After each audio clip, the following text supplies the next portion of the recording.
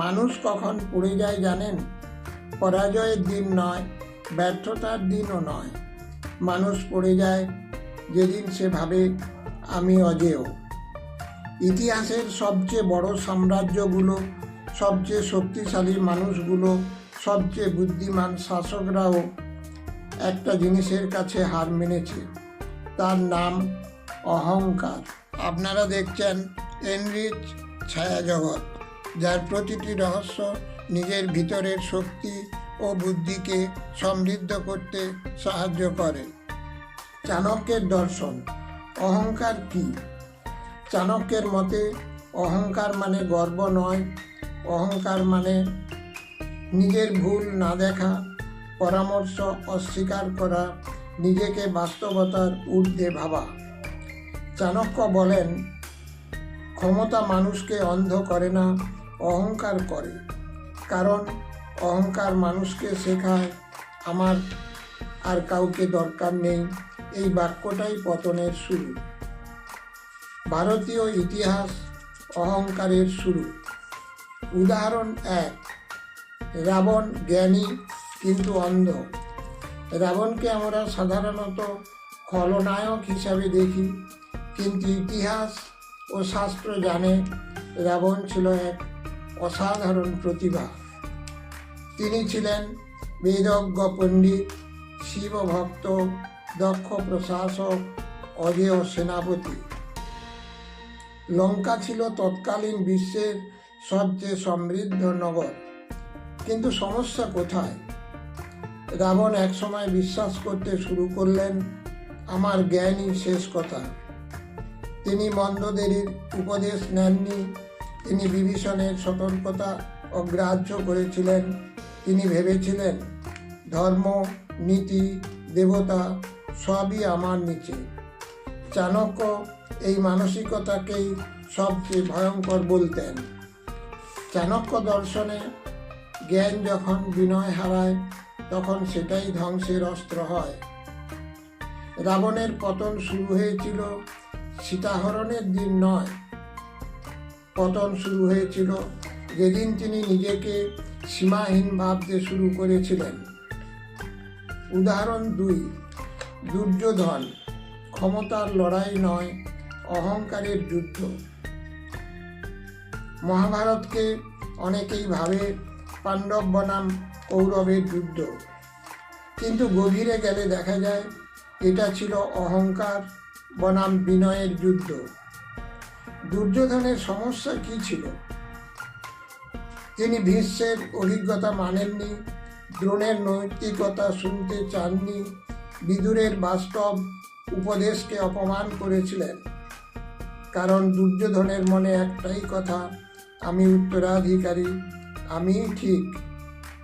চাণক্য বলতেন, যে নিজের অবস্থানকে যোগ্যতা মনে করে সে দেখা বন্ধ করে দেয়। দুর্যোধন ক্ষমতায় হারেননি, তিনি হেরেছিলেন নিজের অহংকারের কাছে। উদাহরণ 3, সম্রাট হর্ষবর্ধন। শেষ জীবনের অহংকার।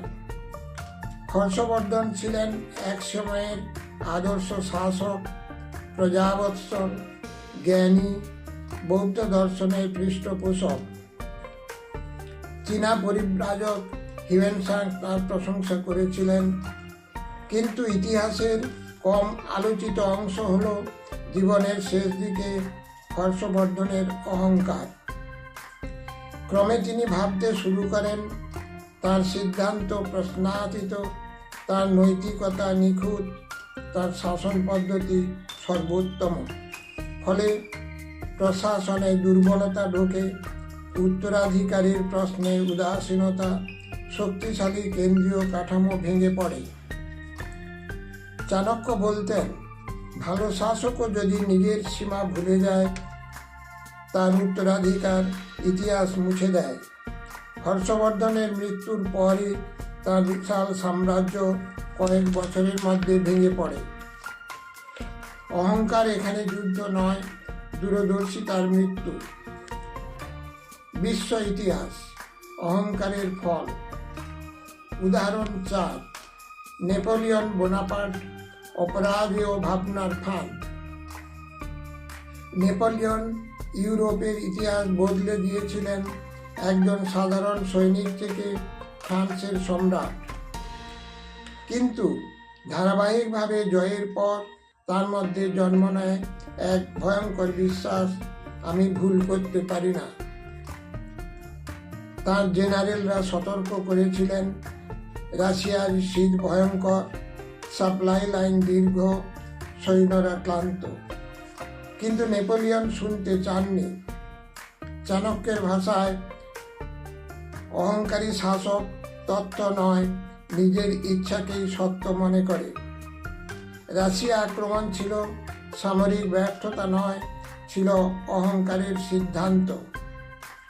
সেই সিদ্ধান্তই একসময় তার সাম্রাজ্য, ক্ষমতা সব কিছু ছিনিয়ে নেয়। উদাহরণ 5, হিটলার। আমি জানি, এই দুই শব্দের অভিশাপ। হিটলার শুরুর দিকে খুব হিসেবি ছিলেন। তিনি জেনারেলদের কথা শুনতেন, কৌশল মানতেন, কিন্তু ক্ষমতার চূড়ায় পৌঁছে তিনি ভাবলেন, আমি ইতিহাসের নিয়ন্তা। তিনি এক সময় সিদ্ধান্ত নেন, 2 ফ্রন্টে যুদ্ধ, বাস্তবতার বাইরে কৌশল, জেনারেলদের অপমান।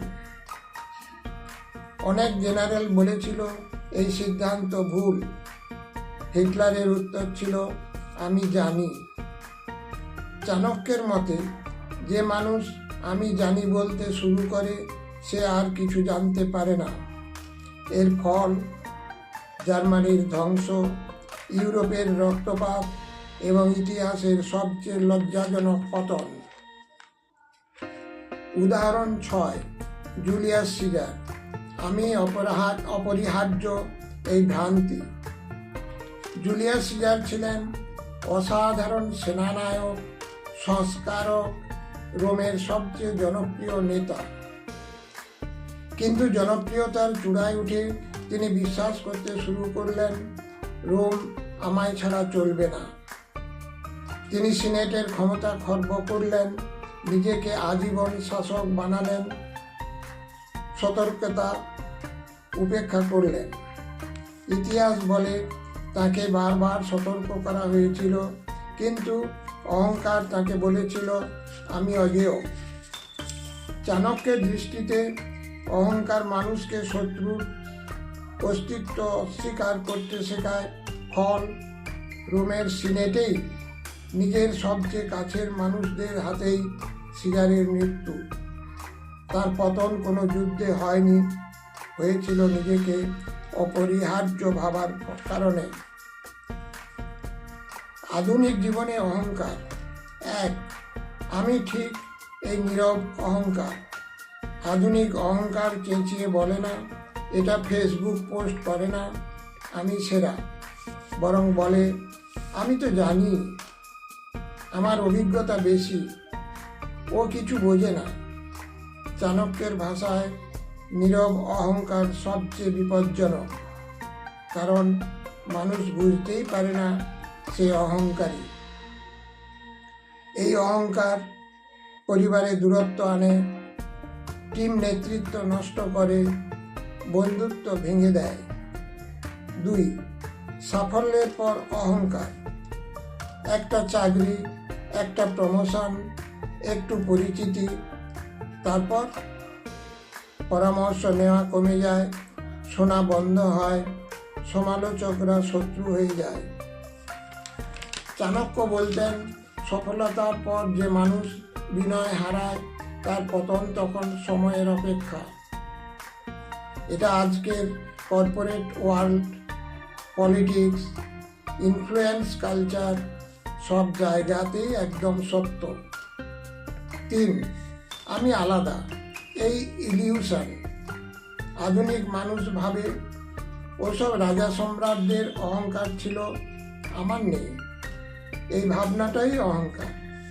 চাণক্য বলতেন, অহংকার মানুষের পথ দেখে না, মন দেখে। গভীর উপলব্ধি। এখানে আপনাকে গল্প বলা বন্ধ করে আয়নার সামনে দাঁড় করাতে হবে, উপলব্ধি এক। অহংকার মানে নিজেকে বড় ভাবা নয়, অন্যদের ছোট ভাবা। যেদিন মানুষ এই পার্থক্যটা বোঝে, সেদিন থেকেই তার ভেতরের পরিবর্তন শুরু হয়। উপলব্ধি দুই। যে মানুষ প্রশ্ন করা বন্ধ করে, সে শেখা বন্ধ করে।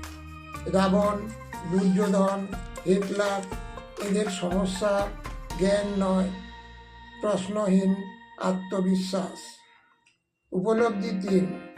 অহংকার মানুষকে একা করে না, অহংকার মানুষকে ভুল সঙ্গ বেছে নিতে বাধ্য করে। আর ভুল সঙ্গ মানেই ভুল সিদ্ধান্ত, ভুল যুদ্ধ, ভুল পতন। চাণক্য তাই অহংকারকে বলেছিলেন ধ্বংসের নীরব সূত্রপাত। উপসংহার। ইতিহাসে যারা সবচেয়ে শক্তিশালী ছিল, তারা সবাই একটা জায়গায় এসে থেমে গিয়েছিল, নিজের ভিতরের অহংকারে। চাণক্য তাই অহংকারকে শত্রু বলেছিলেন, কারণ এই শত্রু বাইরে থাকে না, থাকে আমাদের ভেতরেই। অহংকার মানে নিজেকে বড় ভাবা নয়, অহংকার মানে নিজের ভুল দেখার ক্ষমতা হারানো। তাই প্রশ্নটা ইতিহাসের নয়, প্রশ্নটা আপনার, আমার। চাণক্যের ভাষায়, যে মানুষ নিজেকে প্রশ্ন করতে শেখে, সেই সত্যিকারের শক্তিশালী। ভিডিওটি ভালো লাগলে লাইক, শেয়ার ও সাবস্ক্রাইব করুন। দেখা হবে পরের এমনই এক আকর্ষণীয় চাণক্য নীতির ভিডিওতে। ততদিন সতর্ক থাকুন, সুস্থ থাকুন, ভালো থাকুন।